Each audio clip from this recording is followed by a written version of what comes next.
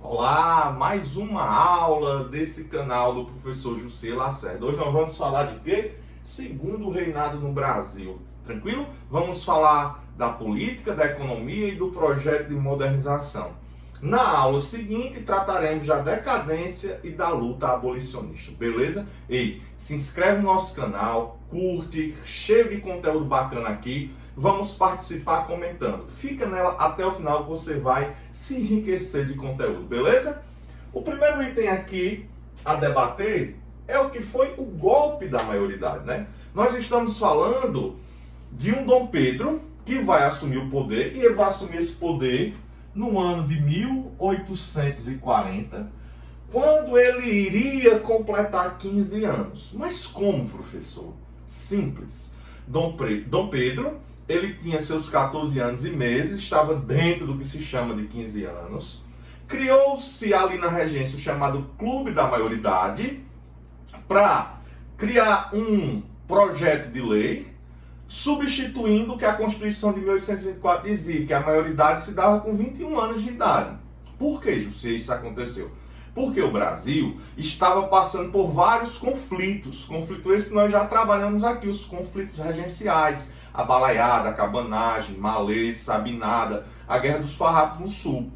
Para o Brasil voltar a ser forte, ter progresso, voltar a crescer e ter unidade territorial e política, conservadores e liberais se uniram nessa ideia de trazer para si o que se convencionou chamar de golpe da maioridade, onde Dom Pedro ele passa a assumir com 15 anos de idade o Império Brasileiro. Então entende que o golpe da maioridade é uma mudança na lei, onde Dom Pedro, que assumiria com 21 anos de idade, vai assumir o Brasil com 15 anos de idade.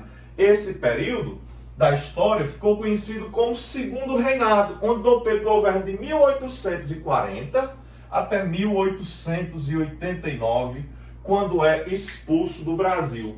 Um dos períodos mais longínquos de um governante na história do Brasil, o mais longo de um governante.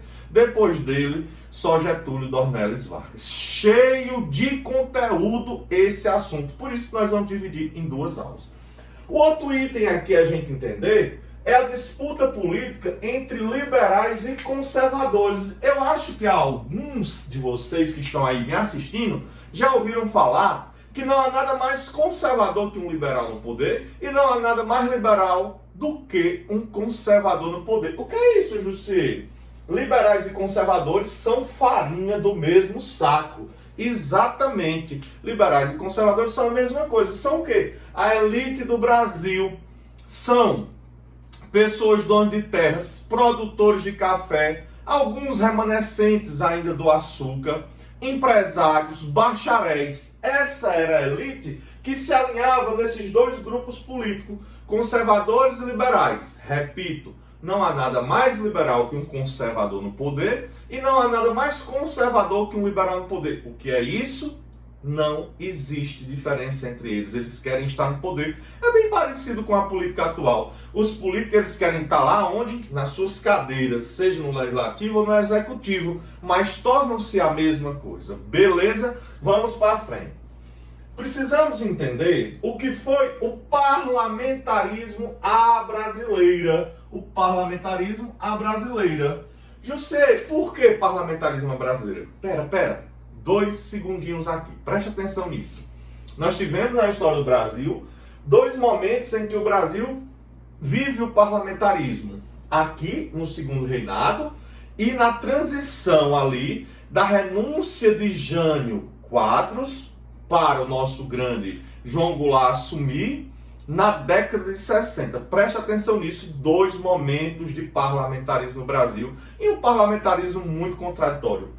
Por que chamamos de parlamentarismo à brasileira? Porque uma monarquia parlamentarista, como a britânica tradicional, a rainha reina, mas não governa. O primeiro-ministro ele é eleito. No Brasil, não. No Brasil, o primeiro-ministro era nomeado por Dom Pedro II. Pedia a bênção a Dom Pedro, ou seja, o primeiro-ministro do parlamentarismo brasileiro estava ligado ao imperador. Ele fazia o que o imperador queria.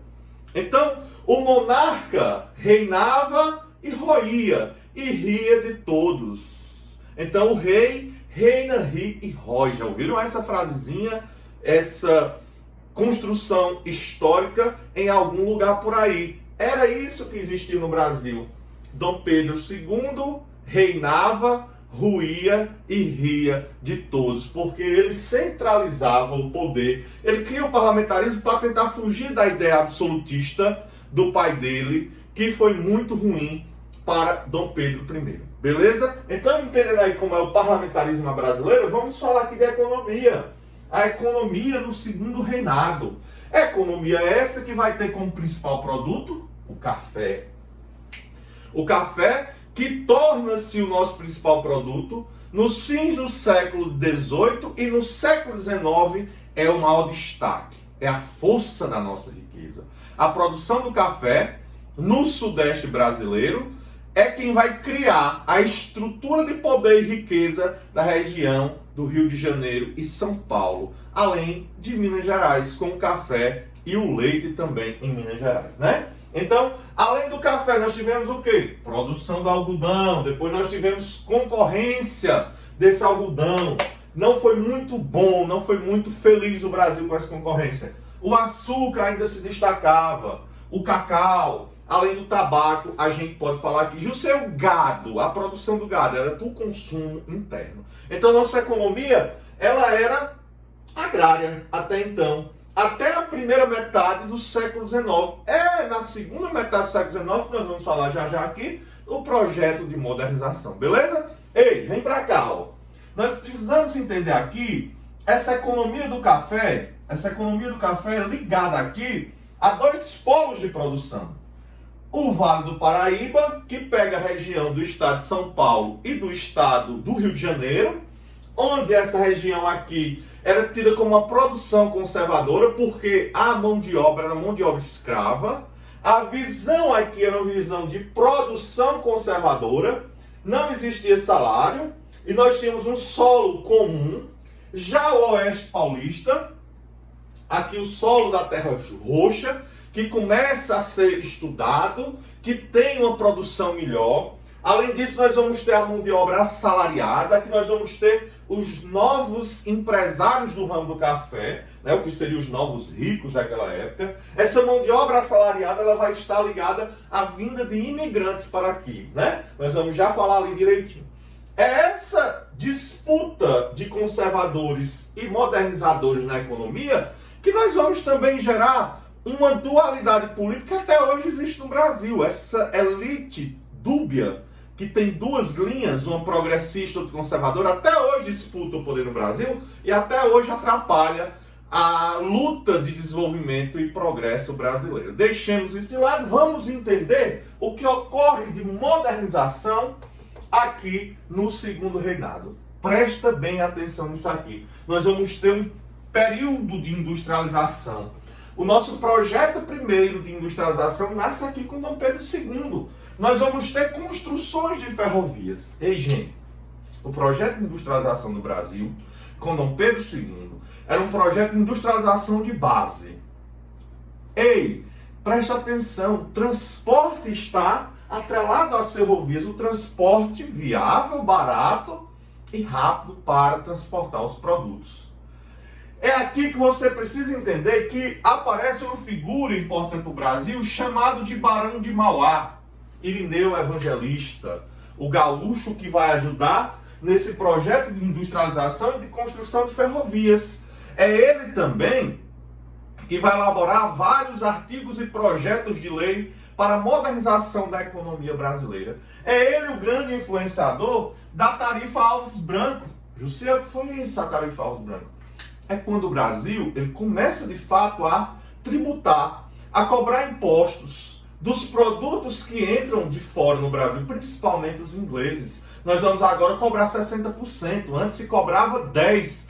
Eita, Jussê, estou me lembrando agora, período joanino, abertura dos portos às Nações Amigas, isso mesmo, quase não se pagava imposto. É com a tarifa Alves Branco que nós vamos ter 60% de imposto sobre os produtos estrangeiros, principalmente os ingleses. É aí que começam as picuinhas entre Brasil e Inglaterra. É aí que a Inglaterra ela vai começar a criar uns pantin que vai gerar o que nós chamamos, entendendo a história, que já vamos falar aqui da questão Christian, certo?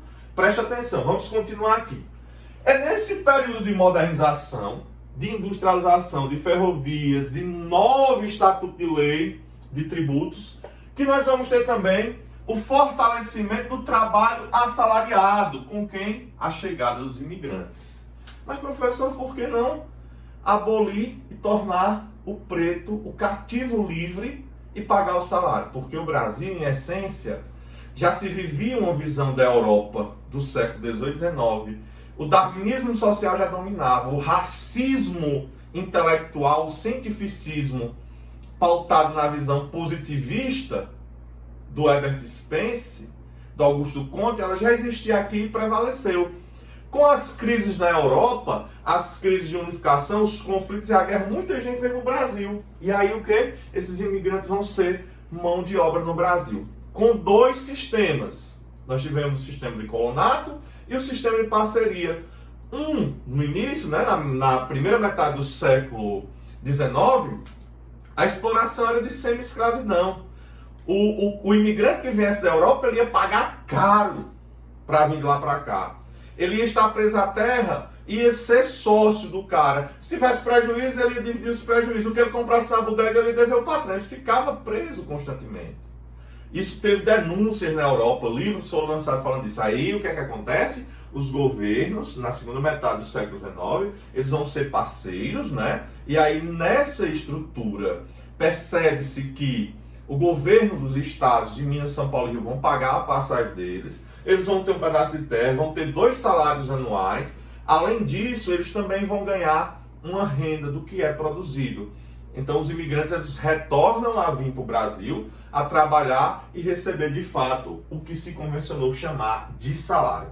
Nesse período nós tivemos 3 conflitos aqui a estudarmos, a saber, a questão Christian, que foi os pantin entre Brasil e Inglaterra, que começa em 1961 e é solucionado em 1861 e é solucionado até 1865. Nós temos que saber de 2 coisas que ocorreram, né? Foi afundado um navio inglês na costa brasileira e as mercadorias foram surrupiadas pelo brasileiro, né? O Eduardo Dogal, William Dogal Christier vai ficar enfurecido e vai pedir ao imperador Dom Pedro para pagar. Depois nós temos a questão do militar inglês fazendo arruaça aí no Brasil e ele vai ser preso. Só que você não pode prender o militar de uma dada região. Então o cara estava tocando terror, frescando com tudo e aí foi preso. O Christier, né, o embaixador britânico aqui no Brasil, ele vai dizer o seguinte: ei, Dom Pedro, como é? Resolve aí ou então a gente rompe relação. Dom Pedro II convoca o rei da Bélgica para ser ali o árbitro da questão. O Brasil paga o prejuízo da carga e a Inglaterra vai pedir desculpa. E aí, o que é que houve? A Inglaterra não pediu desculpa, o Brasil fez a parte dele, rompe-se relação porque a Inglaterra não cumpriu o papel. A Inglaterra estava enfurecida com a tarifa Alves Branco. A Inglaterra queria forçar o fim da abolição da escravidão no Brasil. Isso só vai ser solucionado no ano de 1865, quando a Inglaterra pede desculpa ao Brasil. Beleza? Vamos para outro ponto. A rebelião praeira, também conhecido como insurreição praeira. Nós estamos falando do Pernambuco, nós estamos falando do Brasil. Justo mais uma vez o Pernambuco, sim. O Pernambuco com as visões iluministas, com a ideia de se livrar do domínio, com a ideia de construir uma nova nação. Lembrando que essas revoluções e rebeliões lá no Pernambuco eram todas elitistas. Todas eram liberais elitistas, certo? Como assim liberais elitistas? Eles queriam se libertar do Brasil, queriam construir uma república, queriam ter autonomia, só que queriam conservar queriam conservar a escravidão e queriam ali dominar com a elite sem fazer uma transformação política social. As mesmas elites iam dominar. Nessa região aqui, quem dominava? A família Cavalcante. Quem não era Cavalcante, era Cavalgado. 1/3 da riqueza do Pernambuco estava nessa família. As demais estavam na mão de quê? De comerciantes de origem portuguesa. Então você tinha conservadores e liberais. Nesse interim, percebe que nasce um novo partido, o chamado Partido da Praia. Por quê? Porque o local que eles instalaram a sua sede era na Rua da Praia, em Recife.